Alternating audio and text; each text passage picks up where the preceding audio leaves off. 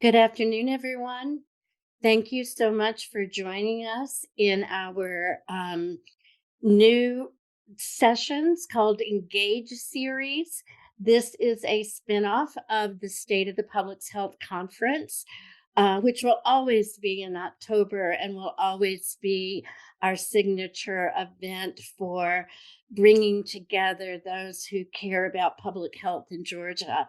But we want to connect with you more than once a year because we know the challenges that we have with public health in Georgia should be addressed all year long. So, this is our commitment to you throughout the year to bring topics of interest to the public's health in Georgia. And this is our first one on the impact of homelessness on public health.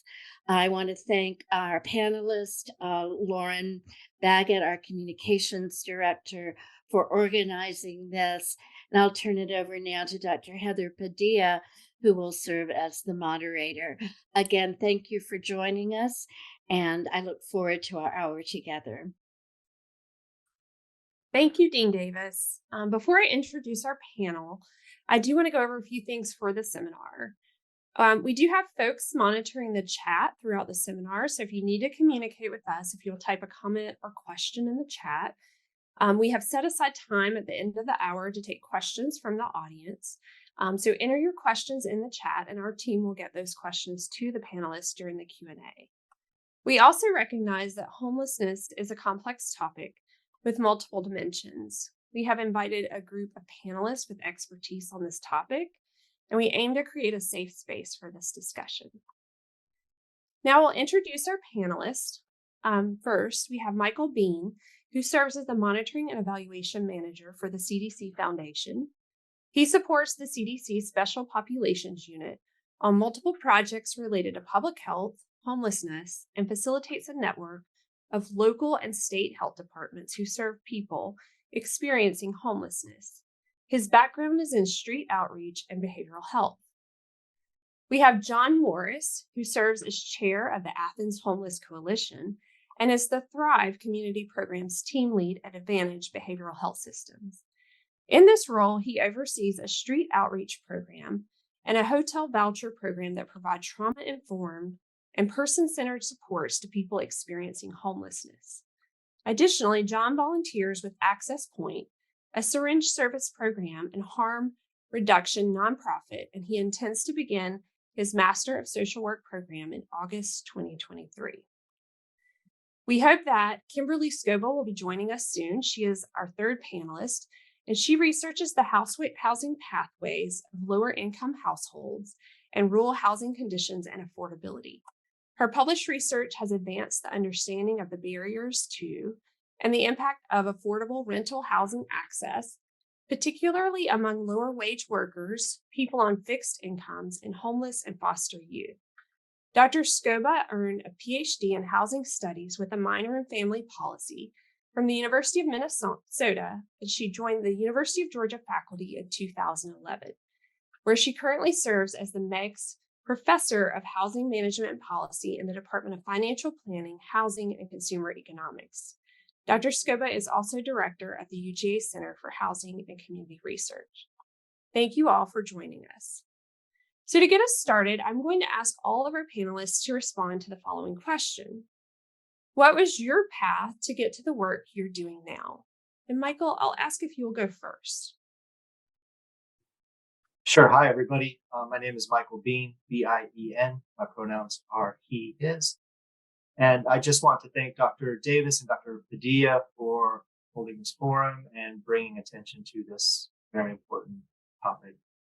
I first became interested in homelessness as a graduate student at the University of Georgia College of Public Health. I noticed what looked like a steady flow of people in various stages of distress right in the neighborhood down Oglethorpe and Prince Avenue, which is the intersection that the campus is located on. I realized later those are two kind of main thoroughfares connecting different service providers, and that explained it. So made an effort to learn more about homelessness, worked on a couple of student projects to provide health and hygiene products to people in the community who need them. and just kind of shifted my studies in that direction. I conducted my internship with the Athens area homeless shelter and created an evaluation plan for that organization, just as a way for them to track all of the wonderful services and activities that they provide there, in addition to the primary things they were tracking, which is really client number and client exit success rate. After graduation, I accepted a position at Advantage Behavioral Health Systems as a street outreach coordinator, coordinating what at the time was a brand new program in partnership with Athens Clark County to provide street outreach to people experiencing unsheltered homelessness. So I spent a lot of time downtown visiting homeless encampments, getting to know people, and when I could connect people to resources. In that role, we also started a encampment crisis engagement task force. And by crisis, I mean responding to encampments that were in danger of imminent closure, sweeps, evictions of the people living there. And then in the early days of COVID, we created a safe hotel program for people experiencing homelessness who were particularly vulnerable to severe symptoms from COVID-19. In 2021, I accepted a new position with the CDC Foundation, which is my current position. I'm embedded in the CDC Special Populations Unit, which serves people experiencing homelessness and also people experiencing incarceration. My main role there is to provide support to state and local health departments who work in this space and who serve people experiencing homelessness in their jurisdictions. I'm also involved on projects to better understand the health impacts of encampment sweeps, and another project to better understand the infectious disease burden of youth experiencing homelessness, particularly LGBTQ plus youth. Thank you, Michael. I appreciate that. John, would you tell us about your path here? Yeah, sure. Hey guys, John Morris. My pronouns are he, him. Love hearing Michael kind of go through his resume and homeless services, because I feel like some of that stuff I was working with Michael on, and then as soon as I switched over to Advantage, Michael was on his way out, and so a lot of the things that Michael built the infrastructure for, I have the honor of kind of carrying his legacy on and running the programs that he was the kind of trailblazer and starter for. So I love hearing Michael share that. So yeah, I got involved in this work on accident. I was, a privileged kid from the suburbs that came to undergrad here at UGA, and I got involved with a group called Athens PBJs, whose mission was to bridge friendships and build community between people, students, and other people experiencing homelessness. And the idea wasn't direct service provision. It wasn't to try to change people's lives. It wasn't to feed people. It wasn't to give people supplies. It was friendship.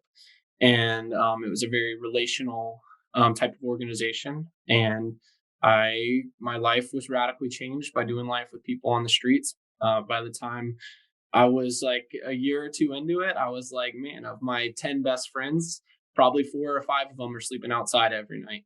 And that was a really impactful kind of transition in my life to learn about that. And so it radically changed everything about the way I was living my life, the way I was doing things. That sharing and carrying the perspectives of my friends on the streets was remarkably impactful. And so with that, I started doing research in undergrad. I did research with the Athens Wellbeing Project on housing vulnerability. I got involved with the Homeless Coalition. I got involved with Envision Athens and was actually working at Envision Athens for about 15 months. And then, still kind of doing a lot of the advocacy things in my free time, volunteering, working with the Camp Crisis Response Team, or what is now the Camp Crisis Response Team that Michael was mentioning earlier. So I took a position with Advantage to just be a case manager with the street outreach team back in August of 2021. And then I took over that program as the team lead to oversee the street outreach program and the hotel voucher program in February of 22. And then I was elected by our board as chair of the Homeless Coalition this past January. So have kind of really wandered my way into homeless services. My undergrad degree is in economics. So, here I am now, but hoping to go get my MSW, start my MSW program here in the next few years. And yeah, super thankful to be here. And thanks to the College of Public Health for having us.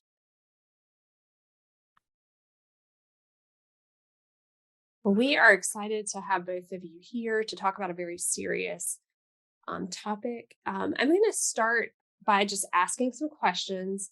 I'm going to direct the question to one of you, but I welcome responses from both of you just to try to kind of avoid the awkward Zoom pause. So, Michael, I'll start with you. Homelessness is on the rise in the United States and in Georgia. How big of an issue is homelessness for our state right now? Yeah, in my view, it's a huge issue, and I mean it's a huge public health issue. It's a huge economic issue, and I think it's a humanitarian crisis, really. So, to me, it's a very important issue. I know there are statistics that show homelessness is slightly increasing, or in some cases decreasing. I would be very skeptical of some of those statistics, and I've done pit counts, and I know where those numbers come from, and they tend to be understatements, and they don't really fluctuate accurately. So I know in my community it's getting worse. I know the wealth gap in Georgia and the United States is increasing. So to me, it is a crisis, and even in some states, it's been declared as a state crisis. But I definitely want to hear John's take on this also, because I know he is directly plugged into the community.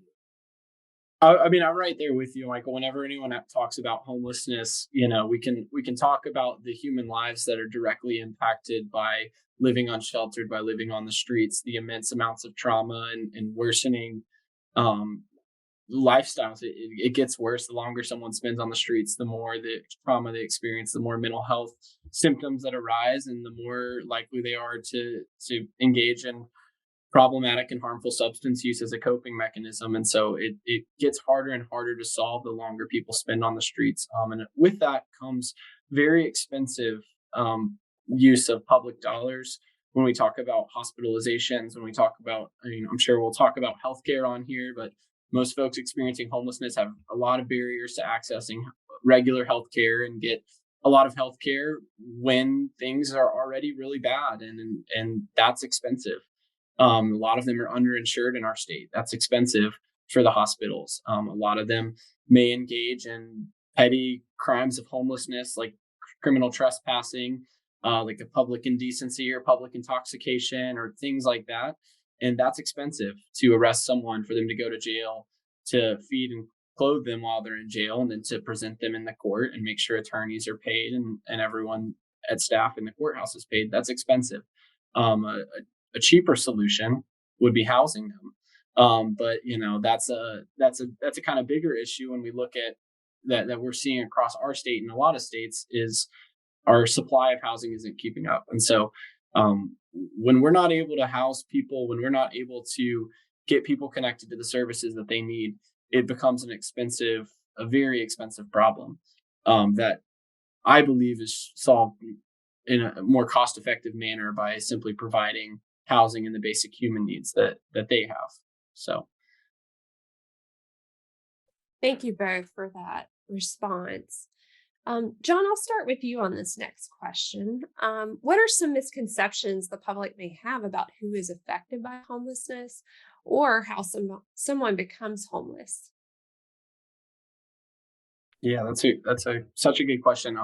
But there's a lot of misconceptions and myths. I feel like I take it as a personal mission to try to dispel myths about homelessness that people have, just because so many of those folks are people I care a lot about, and who are often misunderstood. But a lot of people believe that folks that are homeless need to get a job and need to save up their money and stop doing drugs and do all those things, and that's who the homeless folks are, and that people are homeless because of choices they make. I really believe that people are homeless because they are significantly predisposed to amounts of trauma, childhood and in adult and in their adult life. They experience on average a lot more severe and persistent mental health concerns than our housed populations do. And they're much more predisposed to substance use disorders. I believe that all of these things feed into them and are the direct result of, for most, an entire lifetime of living in extreme poverty. I believe that most of my clients didn't grow up in the suburbs. And like for me to be experiencing homelessness or find myself in a situation like my clients, I would have had to make a lot of wrong choices and burn through a lot of safety nets. But what I see about my clients is they often made what was a rational decision in that moment for the duration, in a lot of moments throughout the duration of their lifetime. And that rational decision might have been a short-term fix for a long-term issue. It might have been substance use as a coping mechanism, but that substance use might have predisposed them to worsening mental health symptoms, and that might have put them in more traumatic situations, which in turn worsened their mental health symptoms, which created or substance use as a coping mechanism again. And then it kind of, all those things feed into each other and makes it a lot more complex for that person to actually get the services they need and make the choice. Makes it really hard for them to make the choices that they need to make to get out of homelessness. And so one other misconception I think people have is well, why don't they just get a job? Why don't they just stop doing drugs? Why don't they just stop drinking? It's really not that easy.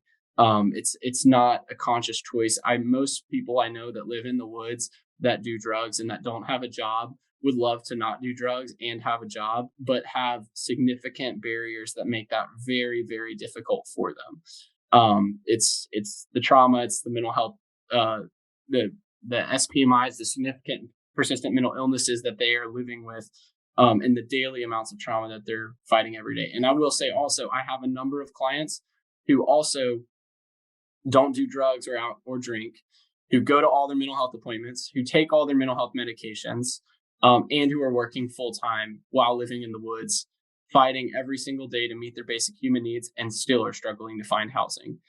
So when we talk about, these homeless folks just want to live in the woods and they're lazy and they need to get off their butt and do something, they're working harder than I work just to eat food, drink water, and continue living for another day, because life is hard when you live in the woods and it's not that easy. So that's the main misconception that I think people have, that I just want to make sure is addressed, that these are folks who really, really are fighting every day to meet their basic human needs. Michael, would you like to add to John's response? Well, I think that was an excellent answer, and I think John summed it up really well.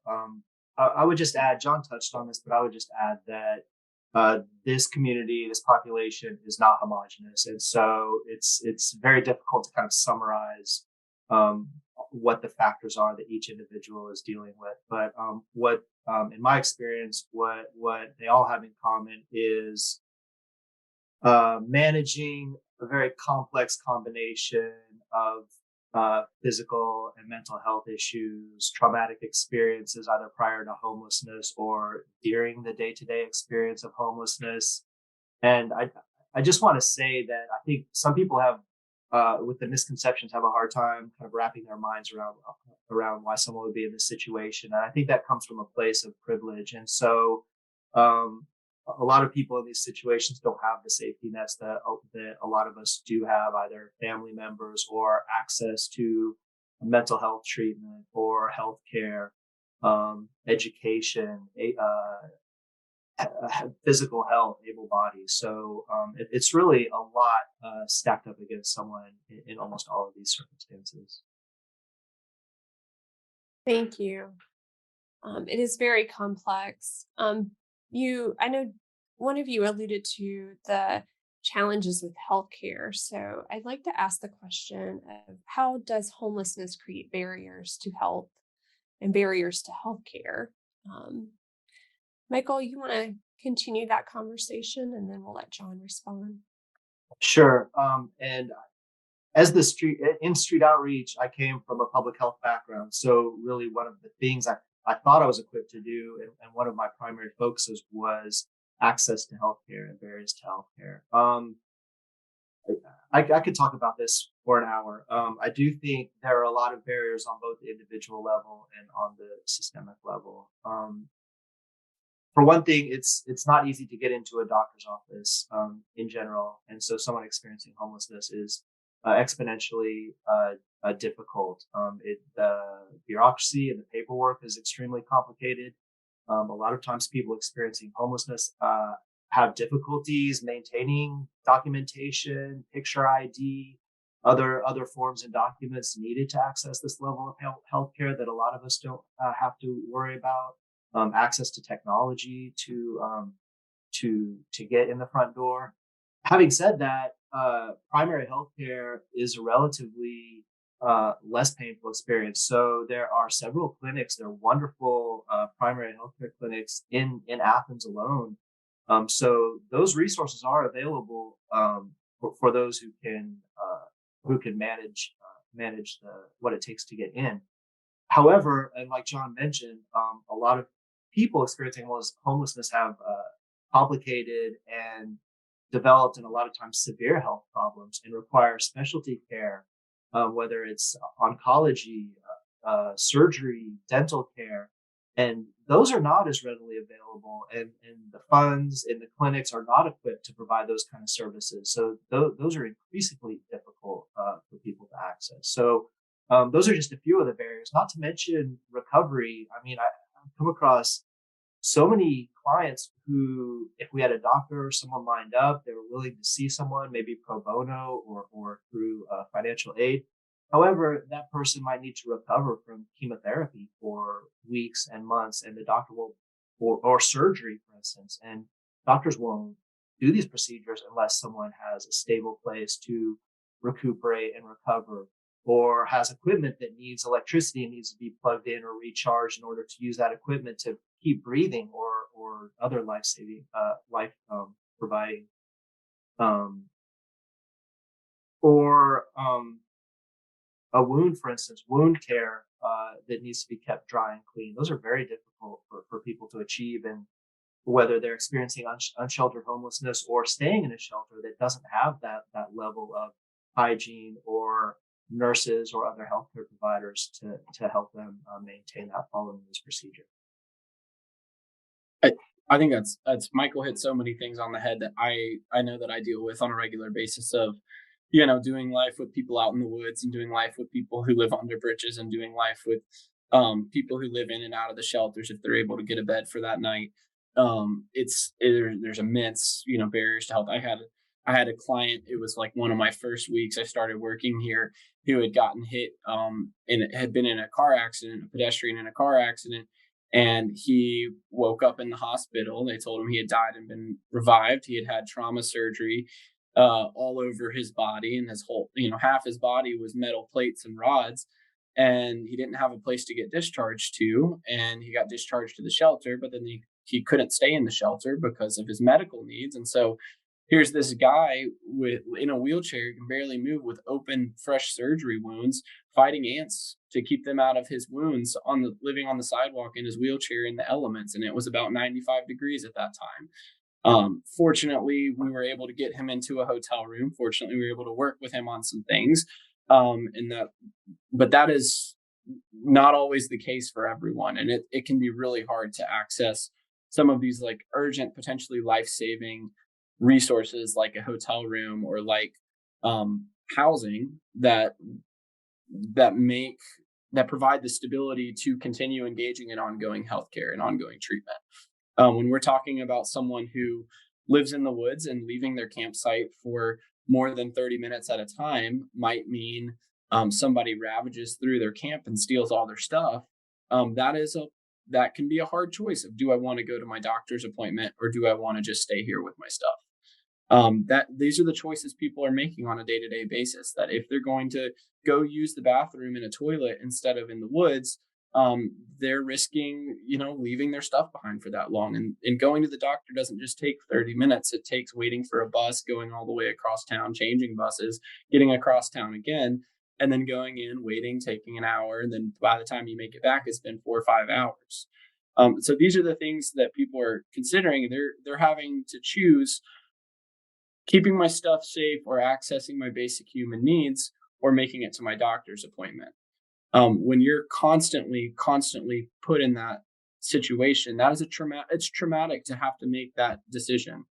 And so when they're experiencing these choices and having to make these choices, it's not like, oh, well, they didn't show up today, they must not want to get help. It's like, oh, they didn't show up today, there must be something going on, because there almost always is. And that's what I found. And now I want to share a couple really exciting opportunities that are kind of coming up. Our Department of Public Health is great. They do pop-up clinics all over town here in Athens, and setting up mobile clinics with service providers, partnering with service providers to bring the health services to locations and hotspots that people already exist are great. When we talk about stability, having a site that people know that they can live at, where their stuff isn't going to get ransacked if they leave, giving them the stability of knowing where they're going to sleep at night and where their meals are going to come from. I believe that if we can help meet people's basic human needs, that enables them the autonomy to actually say yes and get the ongoing health treatment that they may be seeking or desiring. So that is an exciting thing when someone has a stable place to live. And one other thing is, in Athens Clarke County specifically, we just have an alternative response team that has started up. And that team consists of a mental health clinician, a peer with lived experience, and a EMT who can go out in the community and meet with individuals who are calling 911, and be able to assess them.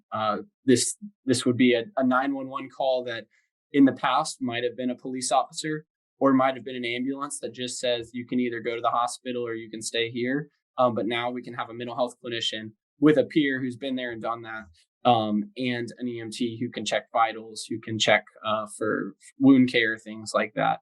And they partner with us in our street outreach team too. So we have a direct line to them as well. And we've had a number of successful interventions partnering with them in the few short weeks that they've been up and running. That's exciting, John. I appreciate both you and Michael weighing in on that and you sharing those resources. Dr. Skobba, we're glad that you were able to join us. Michael and John have been just talking to us a little bit about how they got to the space that they currently work in and some myths about homelessness. And we just finished talking a little bit about barriers to health. The next question I'd like to direct to you, Dr. Skobba. Maybe before you answer, you can tell us a little bit about your path to working in the area of homelessness. So maybe we'll start there and then I'll follow up with a question. Sure. So most of my research work has really centered around housing precarity. And so I have done a lot of work on populations that are sort of episodically homeless. So looking at how people move through housing over time. So I look at housing pathways among populations that are vulnerable. And so in that process, really see the ways in which I think homelessness is often very invisible. So populations that are living maybe evicted from their rental unit and then live doubled up with family members, and maybe that inevitably doesn't work out. So there's living in a car. And so these kind of series of movements and so that's what I've spent most of my time in various forms doing. And I got to that because I'd worked in nonprofit housing in Minneapolis and was approached by a funder one day who said, why do low-income families move so much? And they had invested a lot of funds in a school in one neighborhood, and we're having almost 100% school mobility at the end of the year. It was a different set of kids. And so this question of why really intrigued me. And it's the reason I went back to get my Ph.D. And I found it's both sort of easy and complicated. It's like there's a real mismatch between incomes and housing. And then so that path led me to most recently looking at homeless youth who are college students and youth who are homeless in kind of during early and late adolescence, and how that affects their trajectories into college and beyond. Thank you for that. So the question that I have that I'll ask you to start off with an answer, and then we'll open it up for John and Michael to weigh in as well, is how does homelessness look different in rural versus urban communities? And that's for me. Yeah.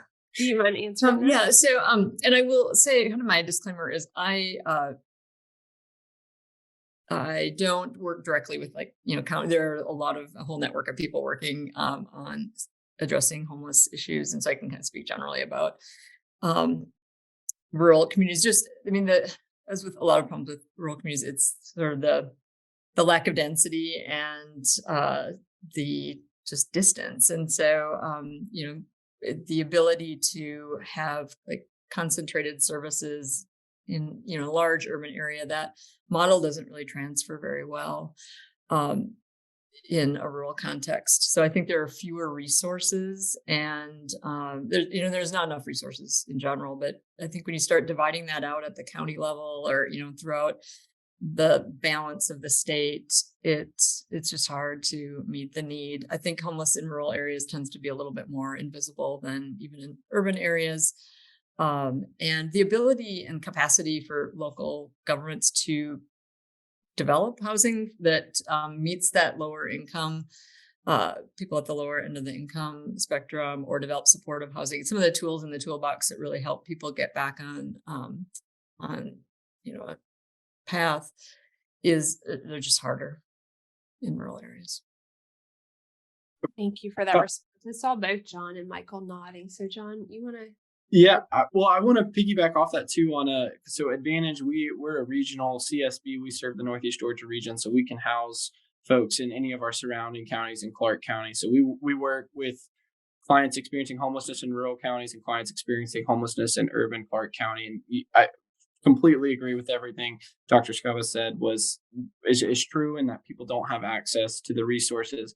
We think about even the diversity of resources in Athens. We might have a few shelters in Athens that, depending on what your identity is and the intersectionality of someone's identity, may be more appropriate to go to one resource provider over the other. One might be more queer friendly than another one. One might be more racially diverse than another. And so we want to make sure folks have access to resources where the people that work there and that are serving them look like them too. And, as when you have a higher concentration of services, you have a more diversity of service providers. And as you go to these areas that may only have one shelter, or may only have one service provider, it more than likely is going to be homogenous in what they look like and or who they serve. And so there can be some barriers there when we consider people, the kind of intersectionality of people's identities. And I'll also say, from a housing people standpoint, from moving people into housing, transportation is the biggest thing. I mean, we think about people living with, if people living without a car, living on foot. Most rural counties don't have any sort of public transit. In most rural counties, you need a car to survive out there.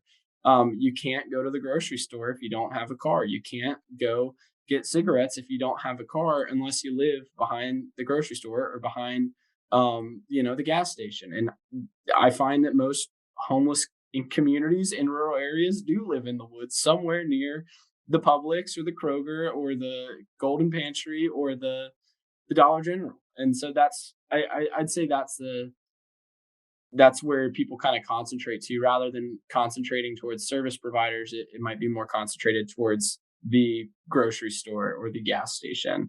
And from a housing people standpoint, we can't house people in a rural community from unsheltered homelessness to being housed in a rural community unless they have transportation. We can, but they're going to end up living in isolation in an apartment or in a trailer, with no one around them. And there's very low likelihood of success for someone living on a fixed income to sustain their well-being.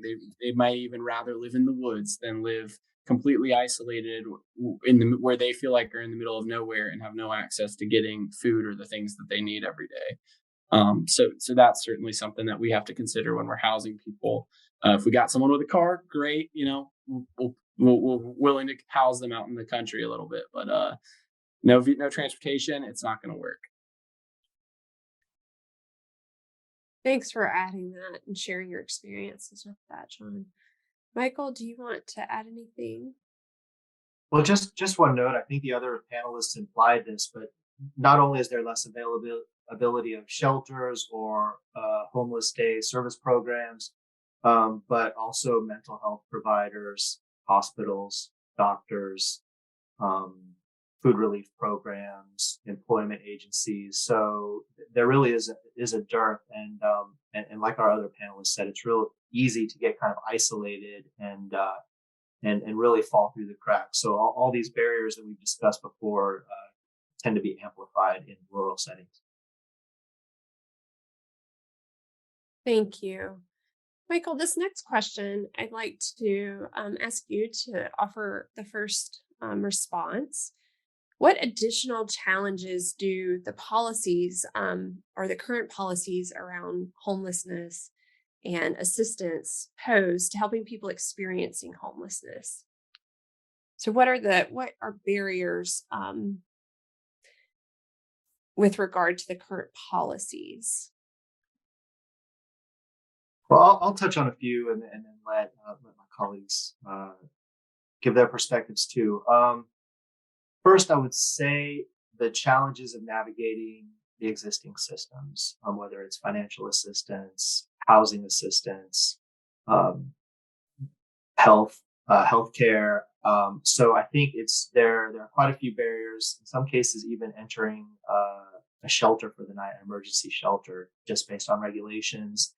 And there are just a lot of barriers on that scale. So I think those are some of the barriers. And something I feel I also have to mention is the criminalization of homelessness, which I know John touched on earlier.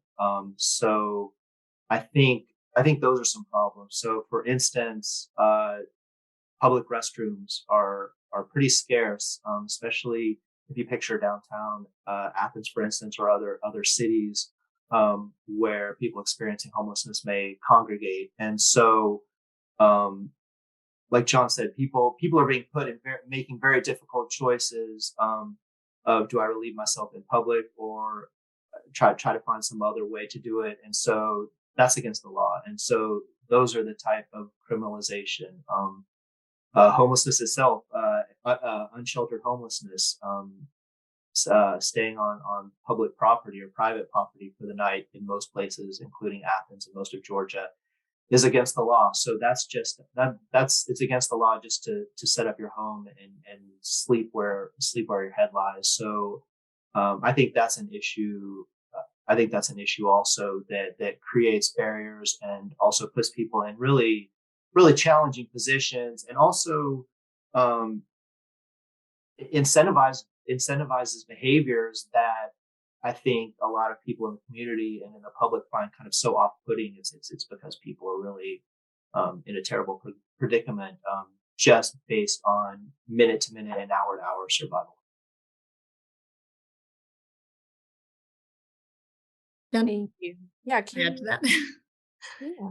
Yeah. So I think the thing also, so when I think of the policies that could reduce homelessness, I mean, access to rental assistance, there's an abundance of research that shows access to rental assistance is a path out of home and a sustainable path out of homelessness. And so that's one piece, but it's, grossly underfunded. And so, that, and then there's some just policy definitional challenges. So like for families who are homeless, so like I've done some research on families who are living in extended stay hotels, and they pay weekly rent. So they sort of often move between living in a hotel, and then if they can't pay the rent, they're staying in a car, or moving, or camping. They're able to kind of move in and out. But if it's a family with school-age children, they meet the definition of homelessness based on McKinney-Vento. So from a school purpose, they meet that, but they don't necessarily meet the HUD definition. So there's these definitions of homelessness at the federal level that don't really work together. And so, being in one situation might help you access services within a school district, but might rule you out for actual housing assistance. I think that's an extra thing to point out that we run into as well a lot here, is the definitions of homelessness. Somebody who's clearly objectively housing insecure and anecdotally homeless, living on a friend's couch for 2 nights, living at a different friend's couch for 2 nights, and living at a family member's couch for a few nights, that person is not eligible for assistance with HUD funds because they do not meet the definition of HUD's definition of literal homelessness. And so that's a barrier we constantly face. Or somebody who does get a job, who makes enough money to spend all of their money paying that weekly fee at the extended stay motel, does not meet the criteria of homelessness. And how is that person supposed to save up to pay a down payment, a first and last month's rent, security deposit, and a utility deposit to actually move in somewhere? And they can't get assistance from us because they're not homeless, according to HUD. And so that's what we have to follow. I will say, from a policy standpoint, there's some interesting kind of other workarounds that other communities are doing, where they're finding private funds or local dollars to incorporate or to run essentially a flexible housing fund, to then have a pot of money that they can say, well, this is money that we obtained through private funding streams, and we're going to be responsible with it and able to provide more flexible assistance to people. Because working with HUD dollars, working with precious taxpayer dollars, is there comes a lot of accountability with that, and HUD wants to make sure that all of those precious taxpayer dollars are accounted for and spent properly and on a specific population with documentation to back everything up. And so those barriers can make it really difficult to help people. I might have a more difficult time actually helping get someone into housing because of all of the red tape associated with the different grant streams that we get our funding from, which is great funding and we help a lot of people with. I believe that as a policy wise or community wise, seeking alternative funding streams as well that can be more flexible and spent in responsible but also more flexible ways, because those are people that need assistance too, and they're going to keep finding themselves shuffling in and out of rough circumstances without kind of a person-centered approach to how we can financially assist them with getting into a sustainable housing environment. So, John, to continue that conversation, can you talk a little bit about what the role of trauma-informed care and empathy is in our response to homelessness? Absolutely. So trauma-informed care and empathy are just so crucial to everything that we do. Michael said it earlier, every person is different, and that is especially true with every person experiencing homelessness. Very different life circumstances.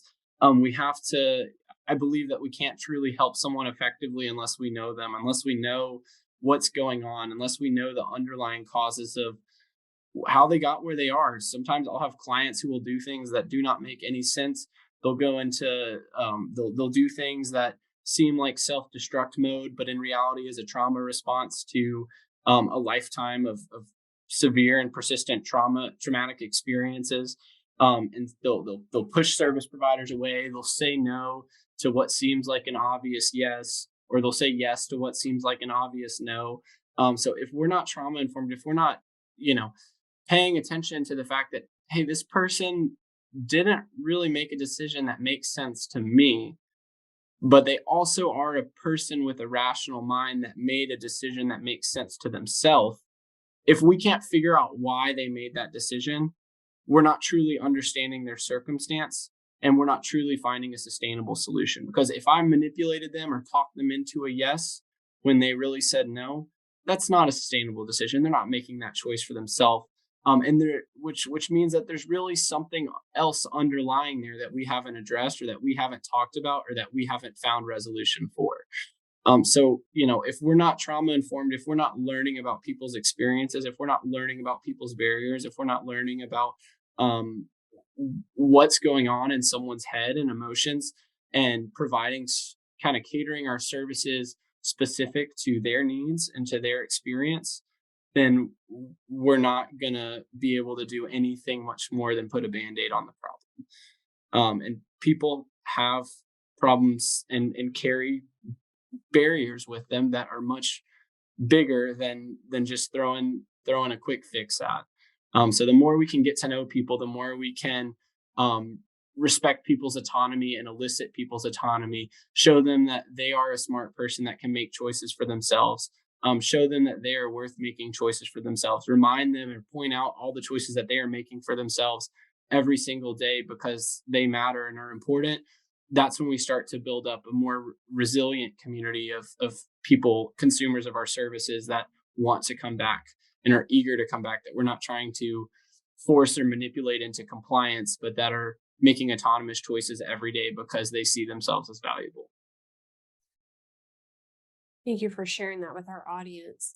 I know we want to leave time for questions, but Michael and Kim, if you have anything else to add there, I'll give an opportunity here to add something. I think John put it extremely well, and I couldn't phrase it any better. I would just broaden or mention. John mentioned we, and I would just extend that we in understanding trauma to really everyone in our community, every public facing individual, everyone in my neighborhood, everyone working at government agencies, libraries, healthcare providers.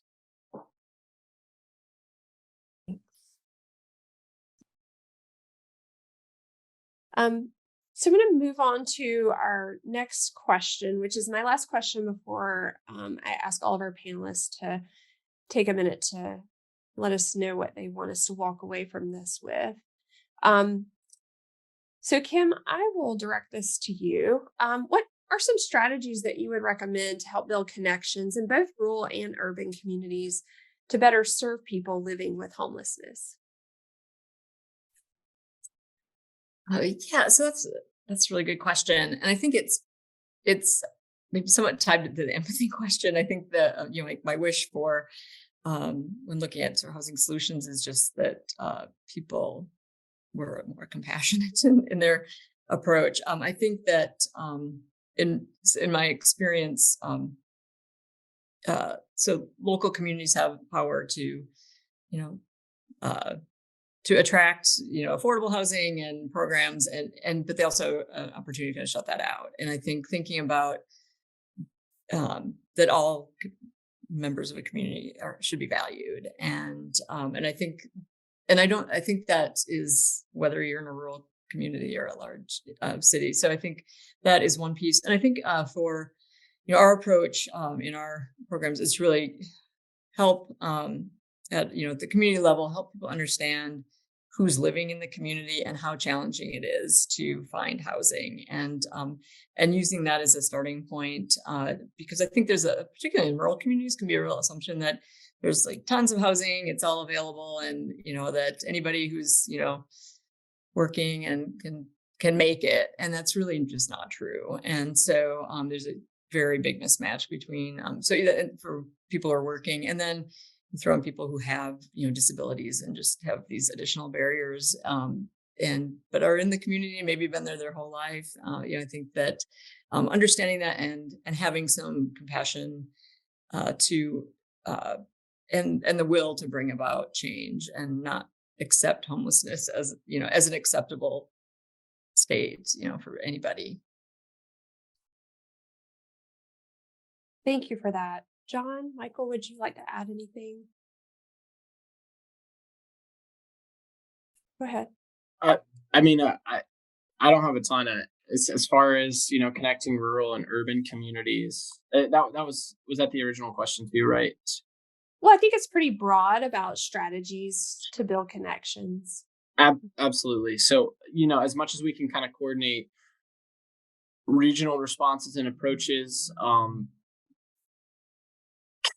it's hard because I can see why so many people come to Athens every single day, whether it's for work or whether it's to go to the hospital or whether it's to come to the VA, meet with the VA, or whether it's to come to school for whatever the reason is, that I'm not going to say like, oh, well, we should expect them to take care of their fair share of homeless folks too. But as communities, we need to be looking at how can we incentivize the construction of additional housing or increase our stock of housing, and how can we as a community look at ourselves and say, what can I do? Because I can't sit here and tell you what some of these rural counties around, like Athens, for example, can do. But if we can look and say, these are human beings that are hurting, that are suffering, that are experiencing hard things, how can we all work together to be part of the solution? I can't say what that is for someone else. I try to figure out every day more and more what my role is in that. And so I guess I would just challenge people to respond to that and say, what is your role? What is your church's role? What is your agency's role? What is your business's role? What is your family's role? How can you contribute?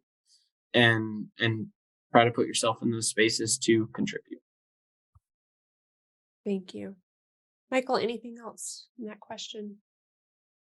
Well, I would just echo what was said about just making connections. And I think partnerships and bridge building tends to be overused terms, but I think they're terribly important and need to be done in an intentional way that just starts with listening and actually having some intentional conversations and understanding each other's priorities, whether it's partner organizations or other people within your organization. And I think that's something that public health does really well and can contribute to, is really making connections among service providers, other organizations, and the people that we serve.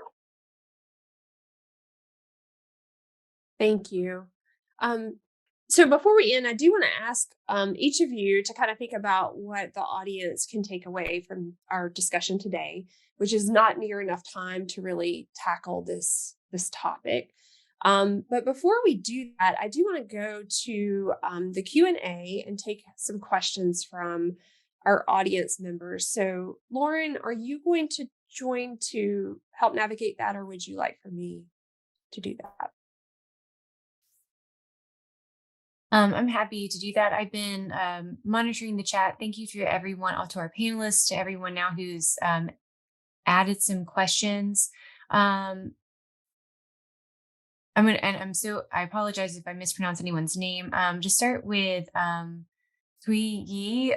You asked, would you share a rough estimate of the prevalence of homelessness in Georgia and the US? So any one of our panelists who might have the answer to that, please go ahead and take that.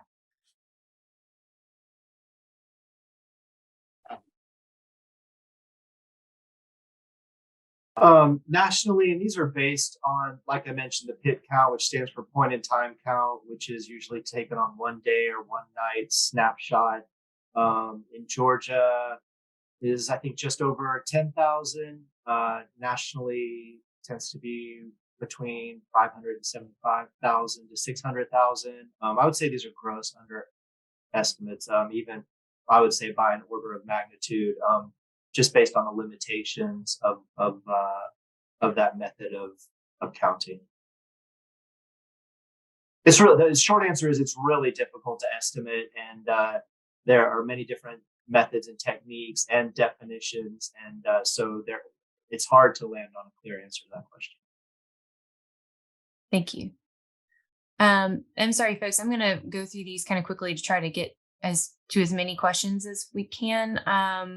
William Madden asked, being in church groups that seek ways to help the homeless in rural area, we often end up with infrequent aid like food provision, personal care goods, etc. How can we find coordination umbrella agents or organizations that help us address more long-term needs? I can answer that one. I would say look in your communities and find out if there is, determine, like, so in Athens, for example, we have a homeless coalition in Athens. Our homeless coalition in Athens has no employees and is a volunteer-run board of service providers who bring other service providers together to collaborate about either specific client situations and or kind of fulfill some of those basic functions that we need to do as a community to get a certain grant from HUD every year that funds some programs.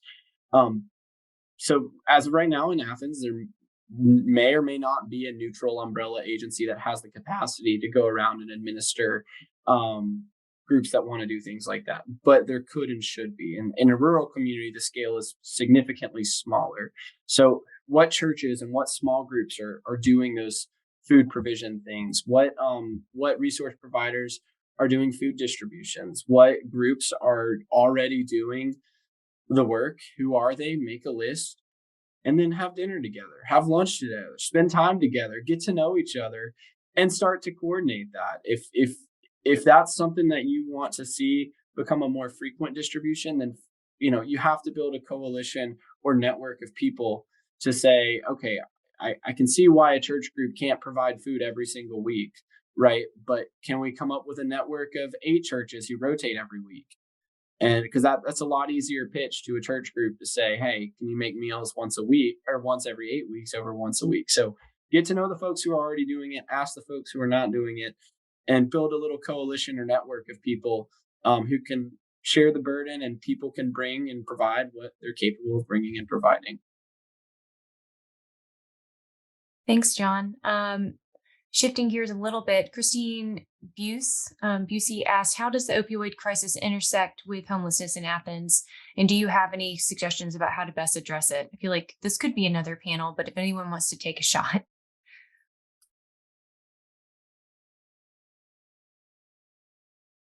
All right, I can try to take this one from a harm reduction lens. I mentioned that I volunteer with Access Point in my bio, so I feel obligated to answer this one.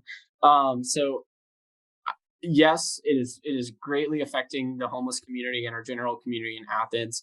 To last year, I don't know the exact number from ACCPD, but I know last year a number of individuals are no longer alive because of fentanyl and because of overdoses.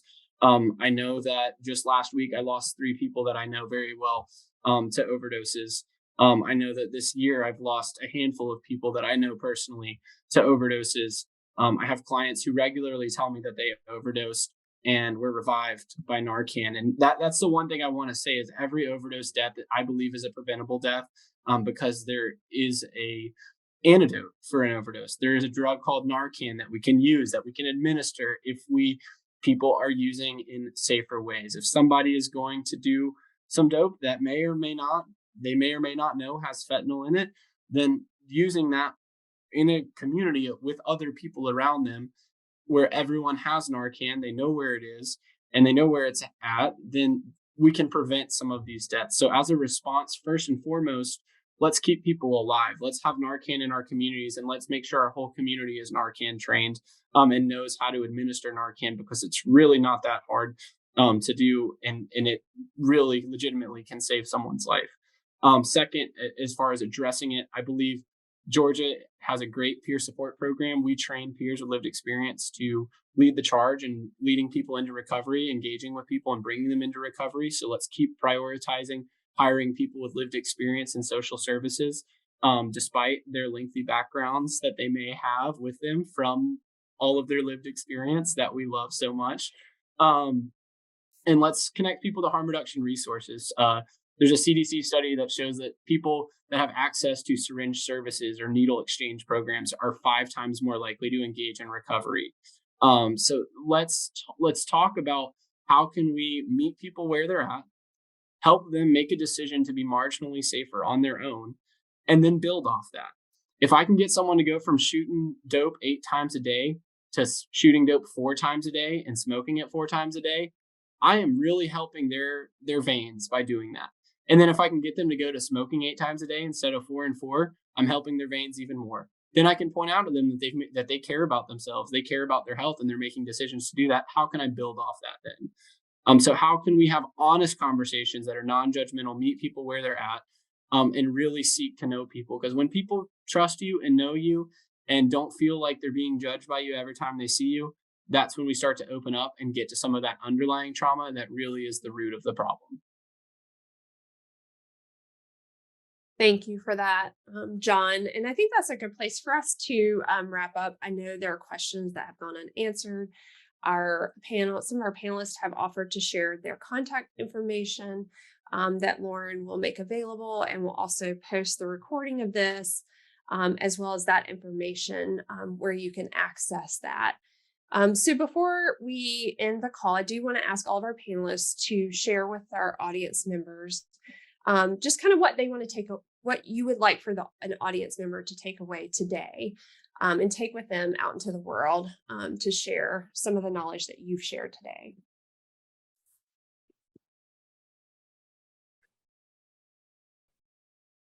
I can go first.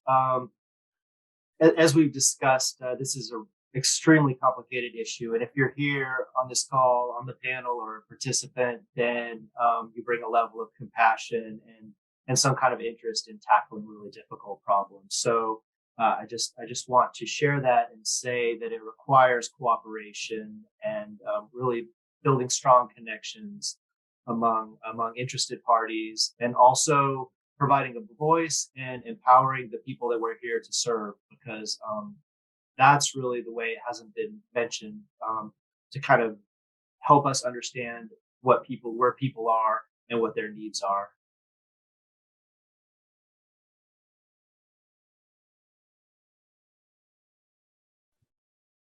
Yeah, I mean, I think I would say just a similar thing. If you care about the issue, that's a huge asset. And so, advocating for a continuum of housing in communities, and then connecting. I think a number of people have talked about just the change really comes about by connecting with other people in the community who care about an issue, and having sort of people who are leaders on a topic. It can really go a long way, in my experience.